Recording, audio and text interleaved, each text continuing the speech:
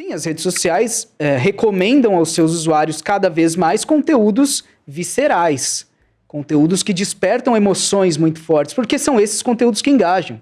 São esses conteúdos que vão te prender num vídeo de 5, de 10, de 15, de 20 minutos numa rede social ou numa plataforma de vídeos. São esses conteúdos que vão te fazer comentar, que vão te fazer compartilhar, que vão te segurar por mais tempo ali. Porque as redes sociais não têm o interesse de que você clique numa publicação de um jornal ou de uma revista para ir para o site desse jornal ou dessa revista para ler uma reportagem. A intenção das redes sociais é te segurar o maior tempo possível ali dentro daquele ecossistema, despertando as suas emoções mais primitivas, aquela que vai te fazer xingar ou vai te fazer defender com muito ardor o seu ponto de vista, e é isso que te prende nesse ecossistema. Então, mais uma vez, isso demonstra como nós estamos presos e dependentes desses algoritmos que nós não compreendemos. E aí caímos num tema fundamental de discutir a responsabilização e uma regulamentação das redes sociais no Brasil, como tantos países fazem. É uma discussão global, mas que no Brasil é muito superficial, como tantos aspectos importantes da vida em sociedade. Isso quando eu me lembro, quando essa discussão estava em alta, se dizia, tentava-se até... O argumento contrário à regulamentação era que dizia que iria impedir a liberdade de expressão, que seria censura. Mas assim, eu também, do outro lado, eu sempre defendi a regulamentação, mas a regulamentação ela tem que acontecer, mas ela tem que ser uma regulamentação inteligente, né? Ela tem que ser bem feita. Claro. Foi regulamentada agora a questão das bets. Agora já está tendo novas leis aí que estão se sobrepondo e a gente não sabe qual vai ser o futuro, né? Meio que tá... Qual que é? Então assim... E qual o caminho na tua visão, qual seria a melhor regulamentação assim, em termos de ideias das redes sociais na sua cabeça? As redes sociais precisam ser responsabilizadas quando pessoas cometem crimes utilizando essas plataformas. Esse é um ponto que me parece óbvio, mas que causa muitas discussões muito acaloradas nesse cenário tão polarizado. Eu não gosto muito do termo polarização, mas nessa profunda divisão sobre tantos assuntos importantes da vida em sociedade, fica muito difícil até você defender que as redes sociais tenham de ser responsabilizadas quando não retiram do ar conteúdos evidentemente criminosos. Então, muito se falou sobre o PL das fake news e não acho que fosse o melhor projeto possível, não era. Mas era pelo menos um caminho para se discutir esse assunto, porque cabe ao Congresso Nacional discutir a regulamentação das redes sociais. O ponto é o seguinte, o Congresso Nacional lavou as mãos, optou por não discutir a regulamentação. O então presidente da Câmara, Arthur Lira, simplesmente tirou o projeto de lei das fake news do plenário e mandou o tema para a estaca zero, para uma comissão, para um grupo de trabalho que discutiria do zero aquele projeto. Ao mesmo tempo, partidos, entidades acionam o Supremo Tribunal Federal e dizem, olha, vocês precisam julgar esse assunto. O Congresso não julgou. Então, muitas vezes se fala sobre ativismo judicial do Supremo, mas o Supremo julga quando é provocado. Não julga de ofício. Então ele foi provocado por um partido, por exemplo, o PSOL, a se pronunciar sobre artigos do Marco Civil da Internet. Porque é isso, o Marco Civil da Internet foi aprovado num contexto completamente diferente do atual. Quando as redes sociais tinham um papel muito menos importante na definição dos rumos da política brasileira do que tem hoje. Então é lógico que determinados artigos do Marco Civil ficaram ultrapassados, anacrônicos, e é preciso fazer uma atualização. O Congresso Nacional não quis fazer. Nem isso. Nem discutir isso. O Supremo Tribunal Federal vai discutir.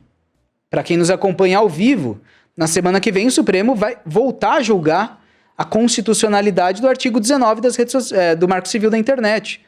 As redes sociais podem ser responsabilizadas apenas mediante decisão judicial ou não? Ou ela tem de ter um dever de cuidado, que é um termo técnico que se utiliza, para tomar atitudes por conta própria quando identifica conteúdos criminosos ou potencialmente criminosos? Essa é a discussão que o Supremo Tribunal Federal vai fazer, porque o Congresso não quis realizar esse debate. E aí, evidentemente, já antecipando o que vai acontecer na semana que vem, boa parte da oposição brasileira, da direita e da extrema-direita, dirá que o Supremo, mais uma vez, está legislando, quando o Congresso Nacional, de forma consciente, optou por não discutir esse assunto, por não falar de regulamentação das redes sociais. Vai cair mais uma vez no colo do Supremo a responsabilidade de ditar esses rumos. Não é o ideal, não é isso que deveria acontecer, não é a Suprema Corte que deveria, de uma forma ou de outra, regulamentar redes sociais. Mas quem deveria, não o faz, e não o faria no decorrer desse ano. Mas você acha que vai acontecer? Você é otimista ou não? Vai acontecer, isso é um fato. Alguma decisão o Supremo vai emitir nesse caso. Seja para dizer que é para permanecer tudo como está, e não é isso que vai acontecer, haverá mudança, seja para promover alguma alteração. Será uma regulamentação tímida, eu não chamaria nem de regulamentação. Estaremos aqui a falar de responsabilização das redes sociais por conteúdos criminosos. Então, mas assim, isso é uma coisa, é muito importante, para mim é claro que precisa acontecer e tudo mais, porque senão fica muito fácil, né, bicho? Agora, tem um outro lado também, que é o interesse dessas big techs em propagar tipos de vieses que corroboram com os seus próprios desejos, porque a gente está falando de donos absolutamente bilionários que determinadas visões de política ultracapitalista e que privilegia essa gente, acaba algoritmicamente tendo vantagem com relação a outros conteúdos que têm um viés contrário. E tudo isso é programado. A gente acha que a gente bota um conteúdo lá na internet e Deus dará. Não é bem assim que funciona. Existem os interesses, você mesmo falou sobre isso aqui, do que é mais interessante para a rede social viralizar do que é menos interessante para a rede social viralizar. Você acha que, por exemplo, numa regulamentação mais robusta, a gente deveria ter acessos a esses algoritmos? A gente deveria entender como essas coisas funcionam. Nesse aspecto que está mais no lado obscuro mesmo da rede social, de como ela é programada, de como ela funciona. Você acha que essa caixa de Pandora deveria ser aberta? Você acha possível que isso aconteça? Não acho. Vocês estão muito bem.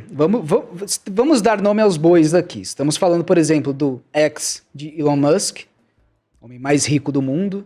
Estamos falando da Meta, Facebook, Instagram, WhatsApp de Mark Zuckerberg, outro bilionário. Estamos falando de redes sociais controladas por bilionários, que, embora nem todos eles sejam norte-americanos, mas fazem dos Estados Unidos a sua base. E isso ajuda a entender esse movimento que temos visto nos últimos dias do governo dos Estados Unidos, de pressionar, inclusive juízes brasileiros que, de alguma forma, tomaram decisões contra cidadãos norte-americanos ou contra pessoas que estão nos Estados Unidos por eventuais crimes ou supostos crimes cometidos nas redes sociais. Então, não acredito que isso acontecerá. Não haverá um momento, não me passa pela cabeça um momento em que saberemos exatamente como o Twitter, como o X, distribui os seus conteúdos. Mas é evidente que houve uma mudança no X desde que Elon Musk assumiu o comando da empresa. É evidente que houve. Não, é permitido todo tipo de conteúdo lá, assim. Barbárie. Você vê uns vídeos, assim, às vezes na sua timeline que você nem quer, você nem curtiu nada pra cair, como você falou, na bolha. E você vê, assim, livremente. Assassinatos, crianças, enfim, é um poço... Pornografia. Como por muito tempo aconteceu no Telegram. Sim. Até o momento em que o Pavel Durov foi chamado às favas na França a explicar aquilo que estava acontecendo. E continua a acontecer, mas houve uma mudança.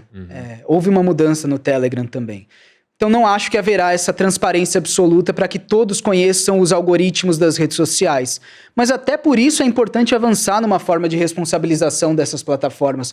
Não sei qual é o formato ideal, nem cabe a mim tomar essa decisão, mas é preciso que o debate exista no Brasil. É preciso que nós paremos de interditar os debates no Brasil, porque é isso que acontece hoje. Os debates muitas vezes são interditados.